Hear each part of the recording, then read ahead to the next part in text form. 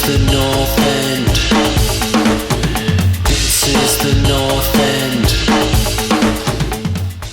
What is happening, people? Welcome back to the North End. My name's Aizaz, and I'm going to do the good, the bad, and the ugly from Liverpool's 7, Manchester United 0. Liverpool 7, Manchester United 0. Before I get into the good, please hit that subscribe button underneath. It really helps us out. You know the deal by now. And I'm going to jump in right into the good. Now I have a feeling, just a sneaky suspicion, that the good might be 7 times longer than the bad or the ugly. So let's just get into it. First things first, Liverpool may or may not, I can't confirm this, have been watching the North End, watching my good, bad, and ugly, because I've been saying over the last couple of weeks, Liverpool have not been creative, nor have they been clinical. And today, Liverpool were both, particularly in that second half. I think Liverpool's play in the first half wasn't particularly creative and clinical.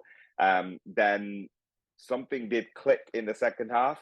Interestingly enough, I was watching this game today at the Liverpool official supporters club in Toronto with one of our very own at the North End, Mr. Connie, Man United fan. Got to give him his props because he actually showed up in a Robin Van Persie jersey. So mad props to him. But one thing I did say to him was, obviously, as we know, goals change games, and that's going to be a theme of this video. But one thing I said was, if Liverpool get 1-0 and particularly 2-0 up, the game's going to have to flip where we'll start to play you on the counter. And I think that we're a better counter-attacking team than Man United are. As well, that's what it's been in the recent weeks anyway, on form. So that's how the game started. Liverpool had the ball. And what transpires in the second half is could well be the formative game for how we see the new Liverpool attack moving forward. And yet, Luis Diaz was not playing today, of course. So, firstly, big shout out to Cody Gakpo. He really arrived today. Interestingly enough, against a team who didn't want him. And what a performance, you know? Like, I feel like Cody Gakpo is obviously a talented boy. He has the physical attributes as well, but it's really difficult mid-season to come into a team that was struggling. He played a couple of games with Alex Oxlade-Chamberlain, for example, in attack. Nothing against the Ox. I actually have a lot of love for him, but I mean, that's not really the way you're going to hit the ground running now, is it? Darwin Núñez, another fantastic performance, unmarkable as far as I'm concerned. The sheer pace, power, and just the swagger of the man. Always there to be counted. Didn't have a great first half, actually, but you can just see all the pace and the power that he brings in that second half.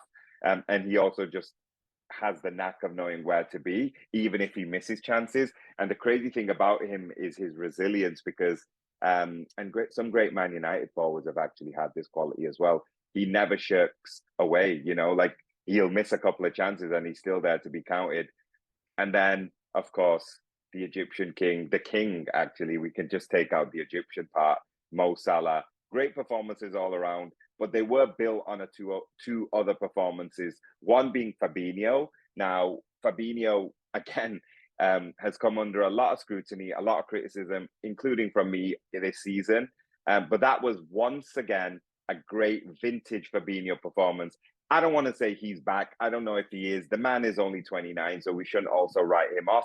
And if he wants to come back and be one of the best CDMs in the world, then so be it. But he was up against what is considered one, if not the very best CDM in the world. And I think there was only one winner today. And that's not me saying Casemiro. Fabinho is better than Casemiro. I'm just saying Fabinho played better than Casemiro. And then the other person who I want to shout out is Ibu Konate. Now, look, everybody thinks that Trent Alexander-Arnold's defense is a weakness. Knock yourselves out. I'm not going to go into that. But the thing is, Trent having to play next to Joe Gomez, or even a bit of out of form and constantly coming back from injuries, Joe Matip, is a completely different beast to when Trent has to play next to Ibu Konate. And today, Konate was imperious. You know, he just very much knows how to use his physicality, and he's quite good on the ball as well. So, you know, I've just given props to 5 Liverpool players in terms of what was good. But I'm just going to go through a couple more things as well, just because this was a landmark day for Liverpool, of course. Number one, Mo Salah has now broken Robbie Fowler's goal record as the leading Liverpool goal scorer in the Premier League. Huge. Number two, Salah now has actually scored more Premier League goals against Man United than Henry and Aguero. So only Alan Shearer has more goals against Man United in the Premier League. And if you think about what a dominant force Man United have been in the Premier League era, obviously this is nothing that needs to be understated as well. It's always hard to score against the bigger teams. And Mo Salah is catching Alan Shearer. That's another record he could potentially just rack up. As well as that, Salah just became the first player in Europe's 5 divisions, the top 5 divisions, I should say, to get at least 20 goals and at least 10 assists across all competitions. So all the people that were writing Mo's obituary, you can just stop right now, because once again, he's leading the way from the front. Hasn't been his best season, hasn't been the best season for him in front of goal, but he's now actually in double figures in the league as well. And I don't necessarily see him slowing down from here. While we're on that, today, Andy Robertson has now provided more Premier League assists than Juan Mata, Eden Hazard, and Mesut Ozil. Let me just say that again. Andy Robertson has got more Premier League assists than Hazard, Premier League winner, Mesut Ozil, and Juan Mata. Yeah. Also, he is now leading as well from an assist perspective from any other defender. And I think only KDB, I believe, has more assists than him overall as well. So just all over the pitch, as bad as Liverpool were at most times of this season, things are just starting to come good at the right time. We have a horrendous fixture list in a couple of weeks. So, of course, particularly with how some of the performance have been earlier in the season, this can still be derailed. There is no part of this that is plain sailing from here on in. Liverpool are going to have to be this good and this on it as for the rest of the season. But there are just about the signs now that we could be turning the corner just for this season. And again, listen, 4th place for us isn't good enough, but we can see it now, we can touch it, and hopefully that will inspire some of these great Liverpool players to just find that greatness again. And then we should probably see a bunch of changes in the summer. I could just keep going with the good, but you know what? I'm going to wrap it up there, because already this is going to be the bulk of the video. So the bad. The only thing I can single out for the bad is that middle third of the first half. Once again, we looked vulnerable. Now, I don't know if you folks have seen the Gary Neville analysis of the after the game. I don't know if I can swear, so I'll leave it out. But yeah, I didn't personally see the game that way. However, I have to say that, of course, Manchester United had a couple of chances, as they should. They're the 3rd best team as per the table coming into this game. They've recently won a cup. They're on, they've got momentum and are on some. They've got like a bit of a trajectory going on. So Man United were always going to at least create 1 or 2 chances. Fernandes should score. Rashford should score, especially with the form he's on. And how different could the game have been? The truth is, when I think back to the Real Madrid game, it was literally because Vinicius put that first one in that changed the game. And then Ali gave him the second goal. So really,